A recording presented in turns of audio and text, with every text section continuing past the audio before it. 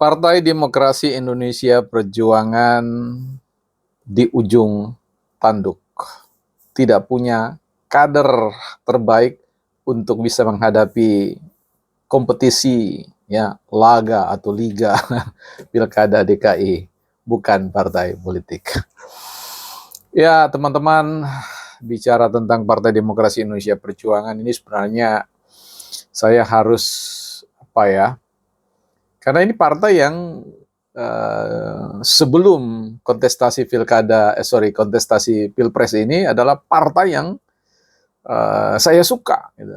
Saya tidak beralih, tetapi ketika konflik dengan terah Jokowi atau kepemimpinan Jokowi itu kemudian muncul, dan ketika ya komunikasi politik yang dihadirkan di ruang publik itu jauh dari kesan apa yang saya bayangkan tentang Partai Demokrasi Indonesia Perjuangan yang dulu, maka ada ilfeel ya, ada perasaan yang terganggu yang menurut saya perlu direnungkan, introspeksi diri bagi Partai Demokrasi Indonesia Perjuangan.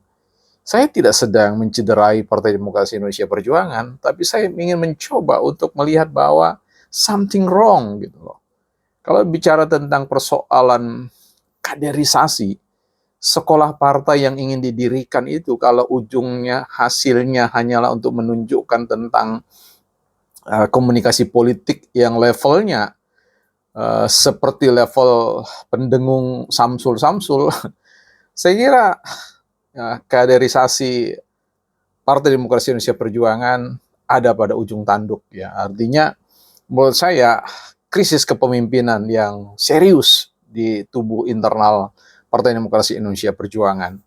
Apalagi kalau mau menghadapi misalkan konteks pilkada DKI yang sebenarnya 11-12 dengan pilpres. Ini bukan pileg ya. Ini seperti pilpres ya, di mana kalau kita lihat di situ kader-kader terbaik dari berbagai macam partai, sebut saja misalkan Pak Anies Baswedan masih punya nilai ya, punya harga jual yang cukup tinggi ya, lumayan tinggi untuk bisa hadir menghadang ya para kandidat-kandidat yang lain. Nah, kalau kemudian juga harus menghadapi Ridwan Kamil, wah selesai Partai Demokrasi Indonesia Perjuangan. Apalagi kalau kemudian beroposisi dengan partai pemenang Pilpres, tidak ada jalan bagi Partai Demokrasi Indonesia Perjuangan untuk bisa merebut Jakarta. Ya, ini serius ya, bicara soal serius. Yang mudah-mudahan saja di situ Bang Ridwan Kamil tidak jadi untuk hadir di sana, dan kemudian bagaimana bargaining position ya, bertawar-tawar ria, kemudian ya sudahlah Gerindra akhirnya memberikan Jakarta Indonesia 2 ya, katakanlah yang satu IKN, yang satu DKI ya, untuk ya, PDIP ya itu pasti bisa dimenangkan. Tetapi kalau murni berdiri pada sebuah standing position sebagai oposisi, sulit rasanya untuk bisa mengakui bahwa PDIP akan finish sebagai pemenang ya. Jangankan persoalan itu, kita lihat kontestasi pilpres saja, di mana figur terbaik ya, number one figur di tubuh PDIP, Bu Megawati, tidak bisa banyak berbuat banyak, bahkan kalah dalam berbagai macam kontestasi yang dihadapi ya. Jadi ini menjadi sesuatu yang penting untuk dipikirkan. Jadi buat saya Partai Demokrasi Indonesia Perjuangan mengalami krisis kaderisasi, ya, krisis di mana mereka tidak punya. Apalagi kalau kemudian mau menghadirkan Ahok, ya, yang menurut saya sudah mengalami defisit, ya, support dari grassroots.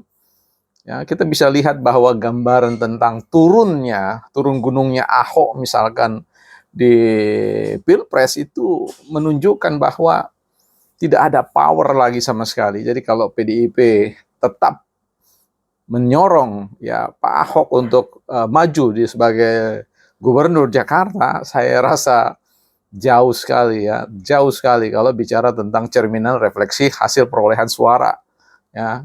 kecuali direstui oleh Pak Prabowo dengan koalisinya dan juga oleh Jokowi. Jadi jangan menganggap bahwa Jokowi itu sudah selesai hanya karena persoalan masa jabatan yang sudah berakhir dekat-dekat ini. Mau mengusung tentang Bu Risma, ya sudah ada statement, ya sudah ada kabar atau informasi yang menyampaikan bahwa ya tidak akan maju karena mahal dan tentu tidak mudah untuk berebut Jakarta dalam konteks peta politik yang kelihatannya ya tidak berpihak, angin tidak berpihak pada bahtera PDIP. Jadi Bu Risma mampu membaca itu. Ya, dia membaca situasi politik ketika harus berhadap-hadapan PDIP dan juga yang lain di Mahkamah Konstitusi, dan kelihatan sekali bahwa angin sekali lagi tidak berpihak kepada Partai Demokrasi Indonesia Perjuangan. Nah, di titik ini saya kira kalau ya PDIP ini, saya kira ada informasi terbelah ya, faksi-faksi, ada faksi-faksi yang mau oposisi dan ada yang tidak mau dan sebagainya. Tetapi kalau mau memenangkan DKI, tidak ada pilihan lain selain berkoalisi. Kalau tidak ya dengan krisis kader yang ada sekarang ini, ya saya kira bukan krisis kader saja, tapi krisis kepercayaan. Ya, jangan kemudian mencerminkan pada konteks apa yang disebut dengan pileg. Itu it's very different, sangat jauh berbeda konteksnya. Ya, saya sudah menyebut tadi di awal bahwa konteks dari kontestasi di Pilkada DKI itu adalah konteks yang mirip-mirip dengan Pilpres. Ya, so rekan-rekan PDIP, elit-elit PDIP, saya kira belajarlah untuk merefleksikan diri, introspeksi diri terkait dengan bagaimana strengthen